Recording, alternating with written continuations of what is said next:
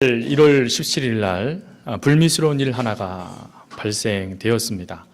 먼저 한 장의 사진을 먼저 보여드리도록 하겠습니다. 사진을 보시면 잘 안 보이시겠지만 이것은 한 절에 훼손되어져 있는 불상이 훼손되어져 있고 또 절이 어지럽혀져 있어서 파손되어져 있는 하나의 사진입니다. 이 사진은 지난 1월 17일 날 정가 51범 60대 남성이 경북 김천 소재의 개운사와 또 황금성당에 들어가서 성모상을 또 파괴하고 또 불상을 부수면서 난동을 부리다가 그곳에 있는 분들의 신고를 위해서 잡히게 되어졌고 또 이 사람이 도대체 누구인가를 확인해 봤을 때 그가 개신교인이라는 것이 들추어져서 그것 때문에 문제가 되었던 하나의 사건이었습니다. 경찰이 그에게 당신은 왜 이와 같은 일을 했습니까? 라고 물었을 때 그는 이렇게 얘기하였습니다. 자신이 길을 가던 중 신의 계시를 받고 종교적 신념을 따라 행동하였다라고 말이죠. 이 이야기를 듣고 경찰이 조사하면서 그가 행한 이 일에 대해서 추궁하기 시작하자 그는 이렇게 변명하였습니다. 자기가 예전에 정신병을 앓고 있었는데 헛소리를 들어서 이렇게 된 것 같다라고 또 이야기했습니다. 그러나 그도 거짓인 것이 발표되어졌고 그로 인하여서 우리 개신교 모든 이들에게 얼굴에 먹칠을 하게 되어지는 그런 일들이 발생되어졌습니다. 사실 이 사건은 경북 김천에서 일어난 사건이기 때문에 그 지역에서 그냥 덮어줄 수 있는 사건이었지만 이 일을 당했던 아픔을 당했던 한 스님이 페이스북에 이 사진을 올리게 됨으로 말미암아 모든 사람들에게 회자되었던 사건이었습니다. 이 일로 말미암아 모든 개신교인들이 얼굴이 화끈거리게 되어졌고 또 수많은 사람들이 여전히 우리 기독교를 향하여서 더 많이 욕을 하게 되어지는 하나의 사건이 되어졌습니다.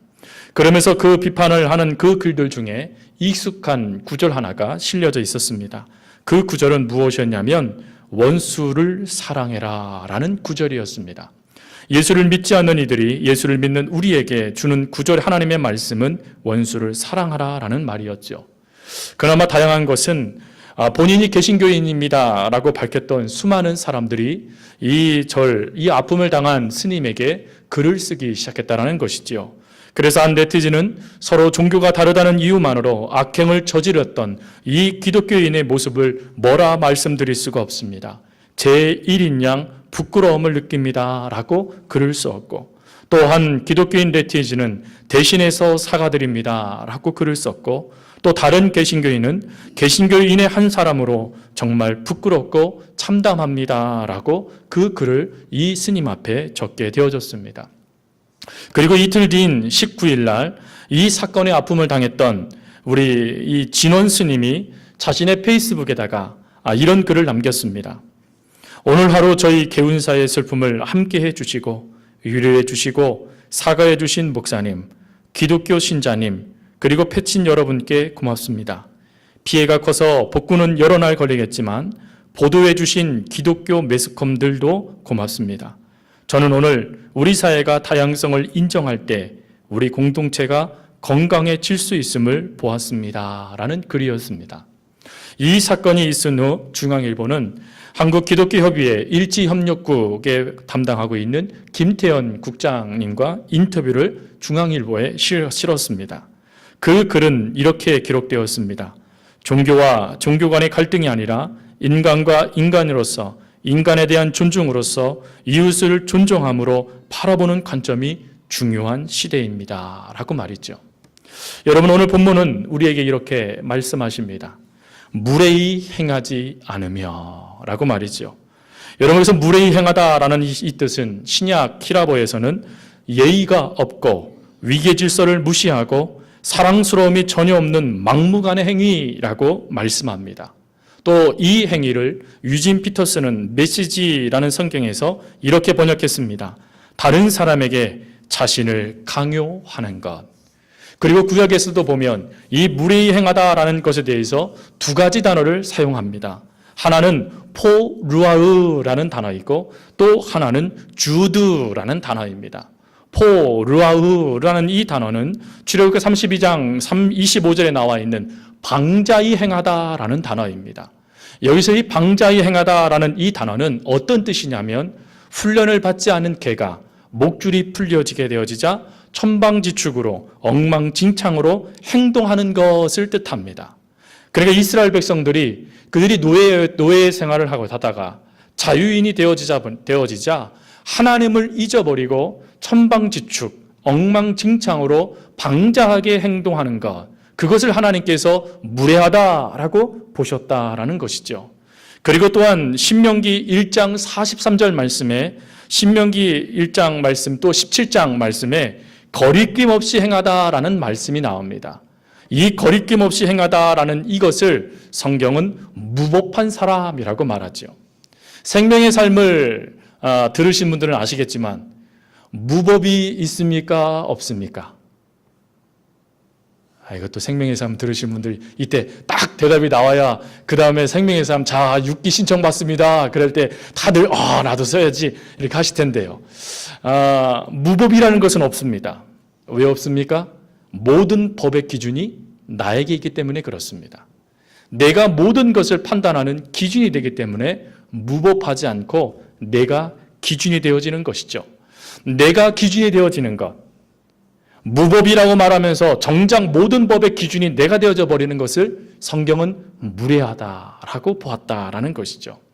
이렇게 구약과 신약에 무례히 행하는 모습을 이 모습을 세 가지로 압축하여 우리가 정의할 수 있습니다. 첫 번째로는 기본 예의가 없다는 것이죠. 마가복음 7장에 가보면 하나님께 드리게 되었다라는 단어로 고르반이라는 단어가 쓰여집니다.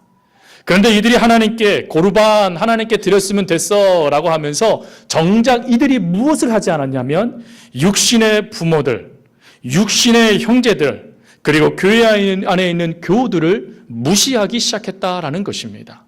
내가 하나님께 헌금 드리고 내가 하나님께 봉사하고 내가 하나님께 헌신하면 됐지 뭐 다른 게 필요하겠어 라고 생각했다라는 것이죠. 그 모습에 대해서 예수님은 부모를 보양치도 않고 방자하게 행하고 또 부모를 박대하고 교회에 문제를 일으키는 그들을 향하여서 예수님은 꾸짖으며 그들의 신앙은 가짜요 기본 예의가 없는 무례한 자들이다 라고 말씀하셨다라는 것입니다.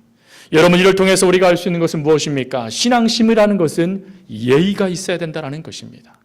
부모와 자녀 간에도 또 자녀와 부모 간에도 형제 간에도 교우 간에도 우리 목사와 성도 간에도 서로 간에 예의가 있어야 된다라는 것이죠. 그리고 두 번째로는 권위의 질서에 도전하는 것을 무례함이다 보았다라는 것입니다.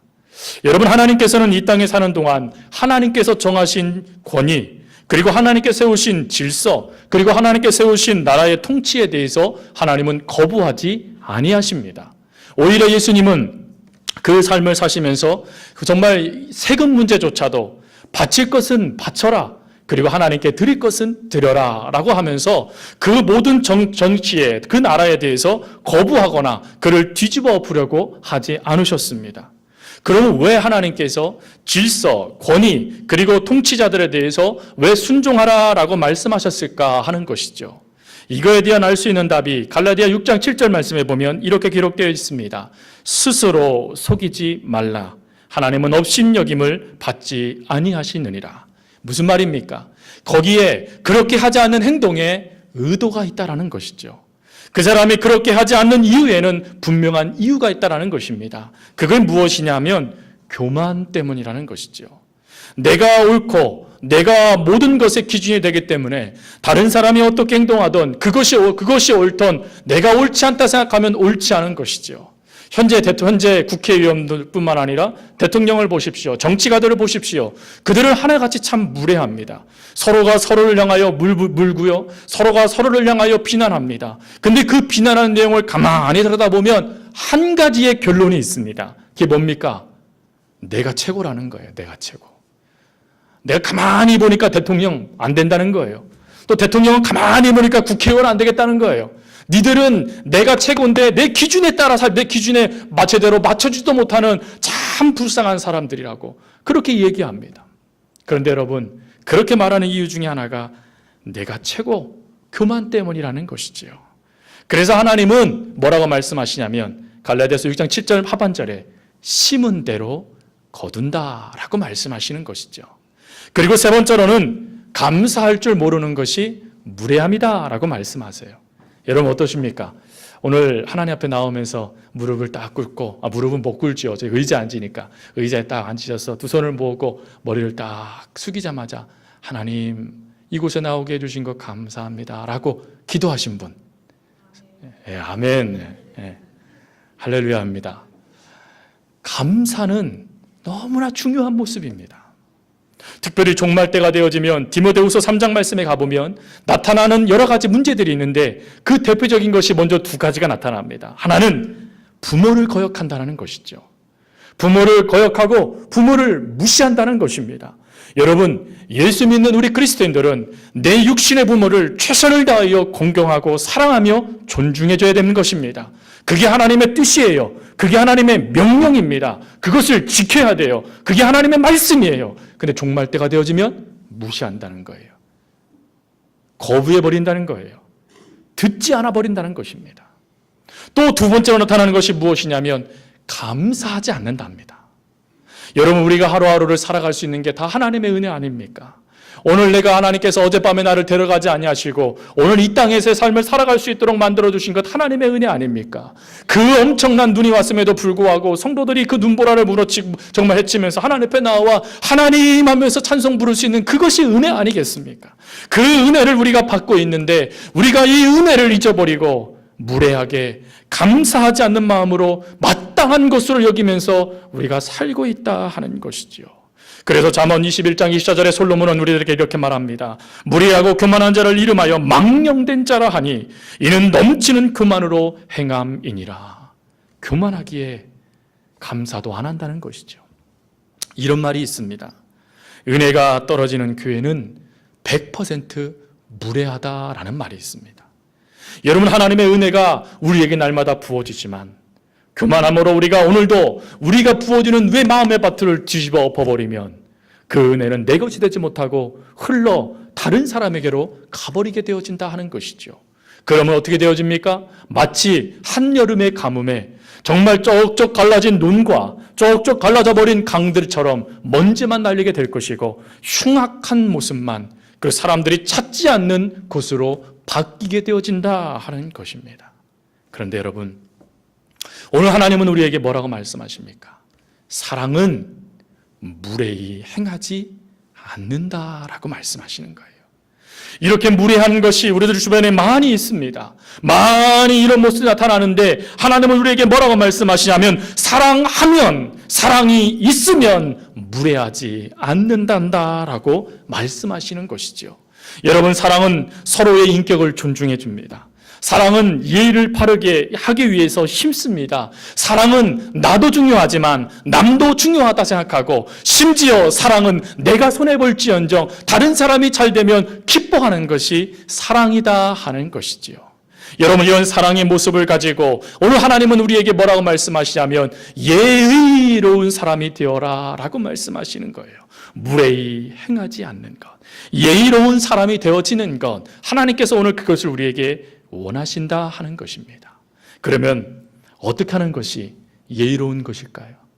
그러면 어떻게 하면 우리가 이 예의로운 삶, 무례히 행하구나, 너 참 교만하구나, 너 참 사랑 없구나 라는 말을 듣지 않고 하나님 앞에 인정받는 너 참 바르구나, 온전하구나 라는 말을 들을 수 있을까요?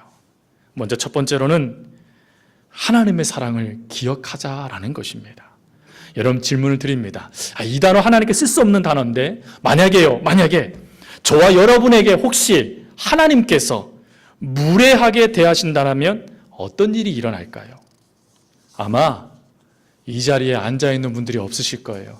제일 먼저 저도 아마 이 자리에 없을 겁니다. 왜? 성경에는 가르친 자가 더 큰 더 큰 하나님의 징계를 받으니까요. 아마 없을 거예요. 아마 이 자리에 목사님 저는 있을 수 있습니다 라고 손들 수 있는 사람이 아무도 없을 것입니다. 왜 그렇습니까? 하나님의 공의와 하나님의 정의의 잣대를 대시고 저울을 달아봤을 때 모든 사람은 부족한 것입니다. 그런데 이것을 균형을 역전시킨 것이 내 은혜가 아닌 하나님의 사랑이셨지요. 십자가의 보혈의 국물. 그 은혜로 말미암아 우리가 이 상황이 역전된 것뿐입니다. 우리 자신으로는요, 하나님의 은혜, 하나님의 사랑 받을 자격이 아무것도 없습니다.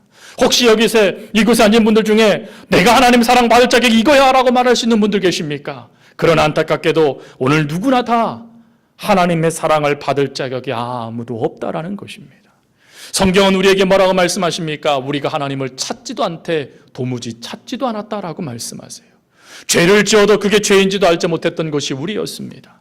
심지어 하나님께서 우리를 부르시고 밤잠을 헤쳐가시면서 기다렸던 그 작은 아들을 떠나버렸던 아버지처럼 우리를 기다리시고 기다리는데도 불구하고 그 주님께로 등을 돌리지 않았던, 그 주님께로 얼굴을 향하지 않았던 자들이 바로 저희들이었습니다. 그런데요, 이런 우리들의 모습을 보시면서 하나님이 바보처럼 사랑하세요. 이런 우리들의 모습을 보시면서 바보처럼 하나님은 뭐라고 말씀하시냐면 난 너 사랑하고 싶다라고 말씀하세요. 아니, 어떻게 이것이 이루어질 수 있습니까? 이사야는 이런 하나님의 놀라운 바보 같은 사랑을 깨닫고 이렇게 말합니다. 네가 내 눈에 보배롭고 존귀하며 내가 너를 사랑하였은즉. 하나님이 일방적으로 우리를 사랑하셨다는 것입니다. 마땅한 것이 아니라 감사한 것으로 말이죠. 여러분, 우리가 하나님의 사랑받을 자격 없다고 말씀드렸어요. 늘 죄를 짓지요. 늘 어떻게 하든지 간에 하나님으로부터 벗어나고 싶은 것이 저희들 아닙니까? 하나님이 조금이라도 간섭하신다 생각되지만 답답하여 견딜 수 없다라고 말하는 것이 저희들 아닙니까? 그런데도 하나님은 바보처럼 우리를 사랑하신다는 거예요. 바보처럼 우리를 사랑하시며 바보처럼 인격적으로 대우하시며 그래도 언젠가는 돌아올 거야. 그래도 언젠가는 내게로 올 거야. 언젠가는 나를 찾을 거야 라고 말씀하시며 오늘도 밤잠을 헤치며 우리를 기다려주시는 하나님. 그 사랑을 기억하자라는 것입니다. 아파하실 때 같이 아파하시고 힘들어하실 때 같이 힘들어하시고 눈물 흘리실 때 같이 눈물 흘려주시고 괴로워할 때 같이 괴로워하시고 한숨 지을 때 같이 한숨 지시면서 우리의 아픔을 나눠주시는 그 하나님의 사랑, 그것을 기억하자라는 것입니다. 이 사랑을 기억하면 나도 그런 은혜를 받았는데 남이 얼마나 귀한 존재로 보이겠습니까? 저도 하나님의 사랑을 받은 자인데, 저도 하나님의 사랑이 필요한 자인데 라는 것이 우리 눈에 들어오지 않겠습니까? 그래서 하나님의 사랑을 먼저 기억합시다 라고 말씀하는 거죠. 그리고 두 번째로는 무엇입니까? 우리도 서로 사랑합시다 라는 것입니다. 오늘 본문 우리가 4절부터 7절까지 읽었는데 그 앞절 2절 3절 말씀을 한번 찾아보십시오. 2절 3절 말씀, 우리 2절 3절 말씀을 같이 한번 봉독하겠습니다. 시작. 내가 예언하는 능력이 있어 모든 비밀과 모든 지식을 알고 또 산을 옮길 만한 모든 믿음이 있을지라도 사랑이 없으면 내가 아무것도 아니요 내가 내게 있는 모든 것을 구제하고 또 내 몸을 불사르게 내줄지라도 사랑이 없으면 내게 아무 유익이 없느니라. 오늘 사도 바울이 뭐라고 얘기합니까? 여러분, 정말 굉장한 것을 이야기하지요. 그게 무엇이냐면 먼저는 예언하는 능력을 말합니다. 여러분, 예언하는 능력은 내가 요청한다고 받는 것이 아니라 하나님이 은혜로 주시는 것입니다. 즉 하나님께서 주신 선물이라는 것이죠. 예언하는 능력, 또 그 다음에 산을 옮길 만한 믿음. 여러분, 믿음도 안타깝게도 누가 주시는 것입니까? 하나님께서 주시는 것이지요. 우리가 겨자씨만한 믿음, 그거조차도 하나님께서 주시는 겁니다. 이런 하나님께서 주시는 것이 우리에게 있을지라도, 바꾸어 설명하면 지금 내가 갖고 있는 지식, 내가 갖고 있는 생각, 내가 갖고 있는 이 뜻이 100% 하나님께서 주신 것이라고 할지라도 뭐가 없으면요? 사랑이 없으면 아무것도 아니라는 거예요. 하나님의 말씀이 100% 우리에게 주어졌어요. 깨달아졌어요. 확신이 들었어요. 그런데 사랑이 없는 것은 아무것도 아니라는 것입니다. 그리고 또 두 번째로 뭐라고 말합니까? 구제하고 내 몸을 불사르게 내준다 할지라도. 불사르게 내준다는 것이 무엇입니까? 대신 죽는다는 거 아니겠습니까? 내가 다른 사람을 위해서 대신 죽는다 할지라도 뭐가 없으면요? 사랑이 없으면 아무 유익이 없다. 성경은 말씀하시는 거예요. 여러분, 우리는 지금 내가 아는 권면이나 행동, 말이 옳느냐 아느냐, 옳으냐 틀리느냐, 이거에 우리 모든 것들을 집중합니다. 그래서 그 모든 것들이 100% 하나님께로 주어진 것이라면 그것이 옳다라는 생각을 가지고 그 100% 나에게 주어진 말씀을 가지고 다른 사람에게 생각에 그 내 말을 집어넣고자 합니다. 여러분, 설령 그 말이 옳은 이야기이고 진리이고 100% 하나님께 주신 말씀이고 명분에 맞는 말이라고 할지라도 그것이 사랑이 없다면, 오늘 본문대로 적용한다면 무례한 행동이다라는 것입니다. 사랑하는 성도 여러분, 교회에 문제가 생길 때 틀린 말로 문제가 생기나요? 아닙니다.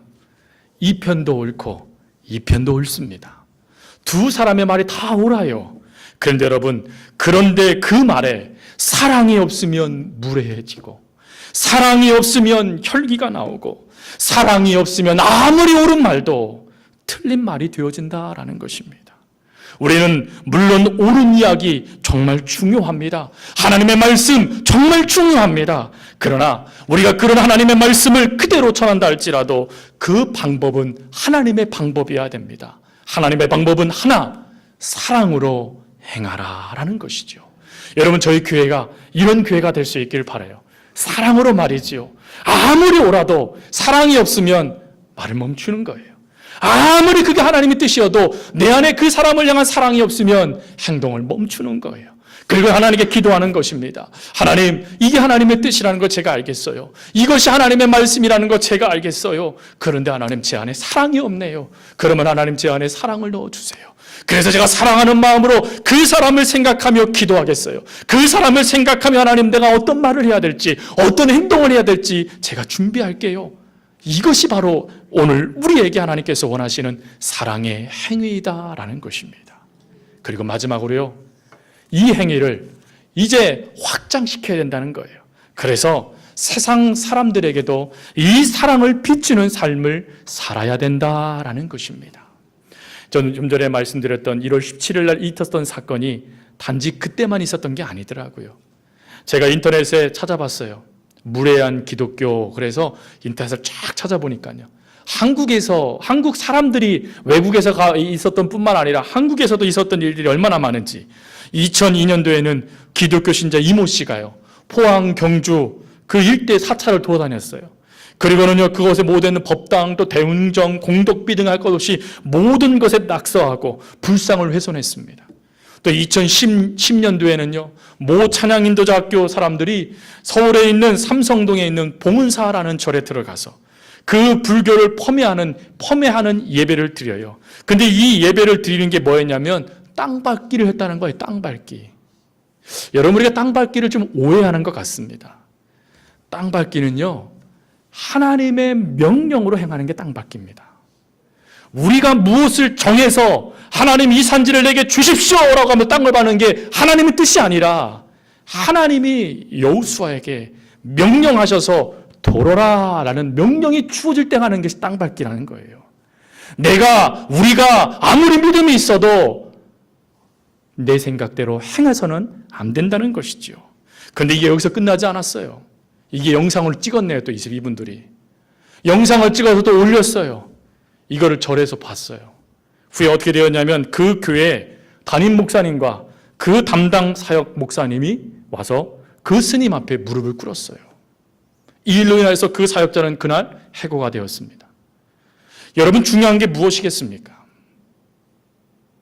국내에서 이런 새는 바가지가 국에는 안 셀까요? 미얀마에 가서는요, 미얀마 스님이 옆에서 있는데도 불구하고 하나님, 이 땅의 모든 우상들을 다 없애주십시오 라고 말하며 미얀마 땅 밟기를 했고, 2014년도에는 인도 불교 사원 중에 하나인 마하보디 사원이라는 곳에 가서 땅 밟기, 찬송가, 기도, 전도를 했어요. 이들이 영상을 찍어서 뭐라고 말하냐면 하나님, 오직 하나님만이 구원이십니다라고 말하며 타종교를 배척하는 일을 행했습니다. 2008년도에는 우리가 너무나 잘 알고 있는 사건, 단군상 훼손 사건이 이루어졌습니다.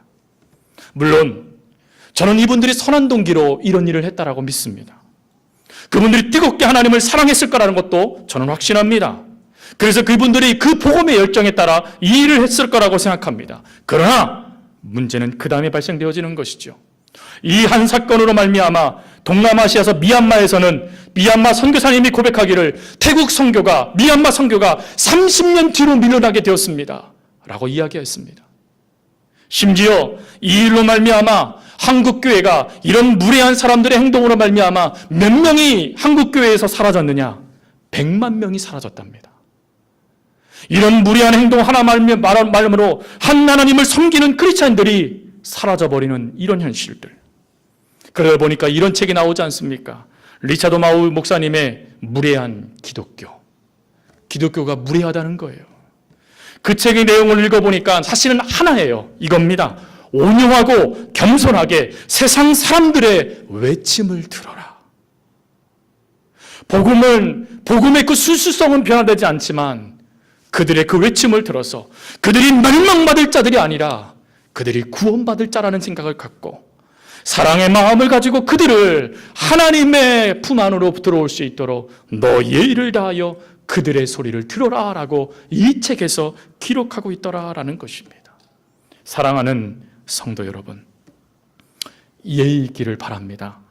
우리가 그리스도인의 예의 있는 멋진 그리스도인이 될 수 있기를 바랍니다. 우리 주변에 있는 많은 사람들이, 예수 믿지 않는 많은 사람들이 다른 것은 몰라도 서울교회 교회들은 참 예의 발라. 저분들을 만났더니 내가 참나는 행운아야. 내가 저분들을 통하여서 예수를 믿고 싶어라는 말을 들을 수 있는 그런 교회가 될 수 있기를 바랍니다. 여러분, 이제 설날이에요. 설날. 이제 예의 바른 신앙인의 모습을 보여줄 절호의 기회가 찾아왔습니다. 여러분, 예수 안 믿는 시댁 부모님과 친지들이 있다면 열심을 다해서 제사상을 차려줄 수 있기를 바랍니다. 아니 목사님, 어떻게 목사님이 우상에게 드리는 그 제사를 차려주라고 말씀하십니까?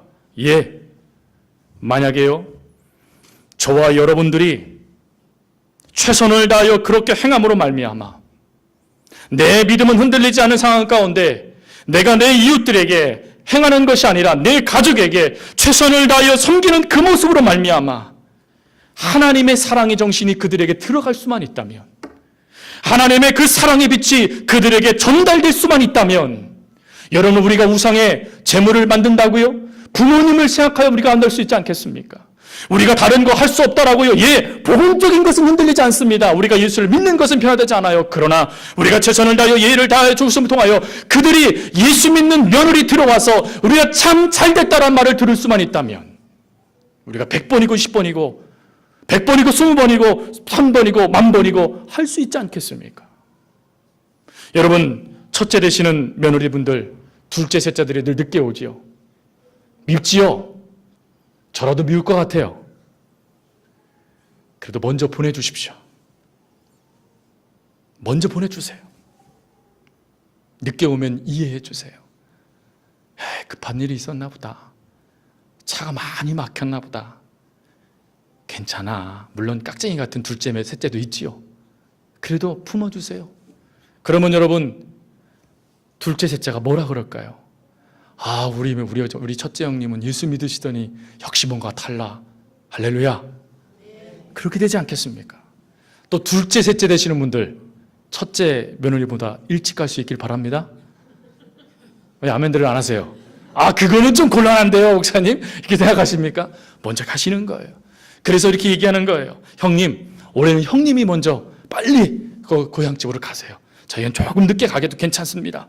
형님이 먼저 가세요. 여러분, 먼저 이렇게 말해줄 수 있는 거예요. 왜요? 사랑하니까요. 예전에는 마땅하다 생각했어요. 근데 내가 사랑을 받으면 받을수록 저분도 사랑을 받아야 되는데 라는 것이 깨달아지는 것이죠. 그러다 보니까 먼저 가세요. 아니야, 먼저 가. 부모님, 제가 최선을 다해서 이거 준비할게요. 그러나 저는 예수 믿기 때문에 절은 하지 못해요. 저 뒤에서 가족을 위해서 기도할게요. 여러분, 그런 말을 들었을 때 그 가족이 어떻게 됐겠습니까? 예수 믿지 않겠습니까? 저는 그런 가문에서 자랐습니다. 저희 어머니가 그랬어요. 그래서 저희 집안 전체가 예수를 믿습니다. 한 며느리가 자기 몸이 아파서 끙끙거려도 최선을 다해서 예수 믿는 것을 보여주셨어요. 그랬더니 할머니가 변화되어지고 큰 집이 변화되어지고 작은 집이 변화되어지더라고요. 예수 믿는 것이 무엇인지가 그들에게 증거되게 되더라고요. 그래서 그런 고백을 하더라고요. 형수님 때문에 저 예수 믿는 거예요. 작은 엄마 때문에 저 예수 믿어요. 저는 그게 얼마나 기쁜 말인지 몰라요. 여러분, 말씀을 마칩니다. 예의, 하나님의 사랑입니다. 예의는 하나님의 방식이에요. 사랑을 가지고 우리 서로 사랑해주고, 사랑을 가지고 서로 예의 있게 움직여주고, 사랑을 가지고 조금씩 손해볼 수 있는 우리 모두가 되어줄 수 있기를 간절히 주님의 이름으로 부탁드립니다. 우리 말씀을 의지해서요, 우리 모두 다 일어나셔서 주님 다시 오실 때까지 나에게 가겠습니다 라는 이 찬송 부르고 우리 기도하고 축도로 예배를 마치도록 하겠습니다.